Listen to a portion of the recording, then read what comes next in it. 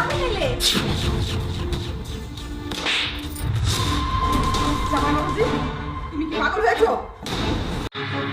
কিন্তু ও সম্মান আছে, আপনার যা ইচ্ছা তাই করতে পারেন না। কিরে তোর তোর এই অবস্থা কেন?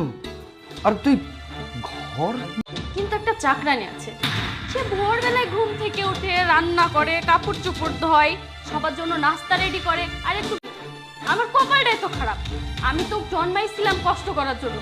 আমার যদি কপাল এতটাই ভালো হতো তাহলে আমার বাবা মা বেঁচে করেছিলাম, ভেবেছিলাম ভালোবাসার মানুষটার সাথে সারাটা জীবন পার করে দিব। কিন্তু কি হলো, আমার না সুখ কপালে সইল না। আমার স্বামীটা সংসারে সব কাজ করে মার খেয়ে সবকিছু চুপচাপ সহ্য করে, এই যে আমি মহারানী, আমাকে বড় ভাই একটু যদি ভুল হয় না আমাকে এমন ভাবে মারে, মেরে কি বলে যে তোর ভাইকে বলবি না, তোর ভাইকে যদি বলিস তাহলে তোকে আমি মেরে। কিচ্ছু বলতে পারি না, চুপচাপ সবকিছু সহ্য করি। আমাকে শুধু ভয় দেখে তোমাকে যদি বলি তাহলে তুমি এর দেশে আসলে তোমাকে কিছু সহ্য করি। আমি রাজরাজি হয়ে আছি। বুঝতে পেরেছি, তোকে আর আমাকে কোনো কিছুই বলতে হবে না। জামাই বাবুজি, তুমি কি পাগল হয়েছো? বাসায় আইসাই তুমি আমার মেয়ের গায়ে হাত তুলতেছো কেন? আমার মেয়ে কি? মেঘাত, আপনি মেয়ে মানুষ, না হলে আপনার কি অবস্থা করতাম আপনি কল্পনা করতে পারছেন না। জামাই বাবাজি, তোমার মাথাটা ঠাকতাম, বাড়িতে আসছো, হাত মুখ ধো, আগে খাওয়া দাওয়া করো। বুঝতে পারছি আসার সাথে সাথে হয়তো তোমার বুনে তোমার কিছু কইছে। কিছুদিনের মধ্যেই কবরের মধ্যে ঢুকে যাবে। এক পা অলরেডি আপনার গলার ছিলকার মধ্যে, আর এক পা কবরে। এই বয়সে আমাদের একটা শিক্ষা আছে, আর আমার বোন যে আমাকে মিথ্যা কথা বলছে না তা আমি খুব ভালো মতো জানি। আপনি যদি শুধু বাবার বয়সে না হতেন, আপনার আমি আপনি আমার বোনের গায়ে হাত তুলছেন, মার সাথে খারাপ ব্যবহার করতেছেন, আমার বাবার সাথে খারাপ ব্যবহার করতেছেন। দেখুন দুলা ভাই, আমি কিন্তু ওনাদের সন্তান, আমি কিন্তু এখানে এদিকে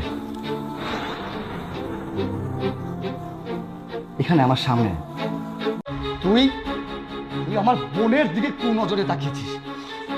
তোকে ইচ্ছা করছে আমি বটিতে জাস্ট চপ করে ফেলি। ও সম্মান আছে, আপনার যা ইচ্ছা তাই করতে পারেন না। আর তুমি তুমি আমাকে কি বলছিলে? তুমি আমাকে বলেছিলে আমি ভাই হয়ে কোনো কিছুই জানি না। কি অন্যায় করছে আমার বোন? হ্যাঁ, এক্সপ্লেইন প্লিজ, বলো না কি কি অন্যায় করছে আমার বোনটাকে। তোমরা জাস্ট দেখে দেখো, মা বাবা মরা মেয়ে, আমি তো ভাই হিসেবে থাকতে পারছি না তোমাদের ভালো থাকার জন্য, তোমাদের সুখে থাকার। আর আমি ভাই হিসেবে কোনো কিছুই জানি না। লজ্জা করলো না আপনার? হ্যাঁ, আপনি তো একটা মেয়ের বাবা, তাই না? চলে যাব, তবে যাওয়ার আগে একটা কথা বলে যাই। বিশ্বাস করো, এই সব কিছুর পেছনে আমার কোনো হাত ছিল না। আমি জানি আমি অনেক ভুল, ঠিক সেভাবে নেচেছি। আমার কোনো ইচ্ছাও ছিল না আমার ননদকে দিয়ে এত কাজ করানো, এত খারাপ আচরণ করা। কিন্তু আমার পুরো শুধু বসে বসে খাওয়াবি কেন? জামাই বাবাজি এত কষ্ট করে বিদেশে থেকে, টাকাগুলো শুধু শুধু বুয়াকে দিয়ে তো কোনো লাভ নেই। তার চেয়ে ভালো তো বের হয়ে যাবে। আসলে কি করব বলো, মা বাবা তো, ওরা আমাকে যেভাবে বুদ্ধি দিয়েছে আমি ঠিক আমার বুদ্ধি ওইভাবে। আমি দেখতে পাই না, হ্যাঁ, যার গায়ে এরকম জানোয়ারের রক্ত বইছে সে জানোয়ারই থাকবে।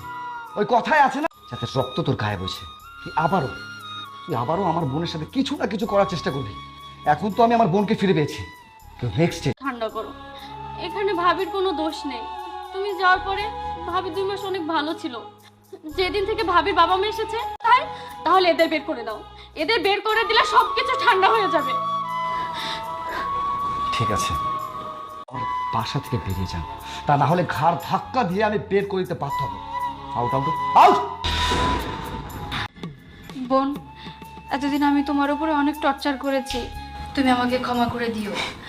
এতদিন যা করেছি প্রমিস।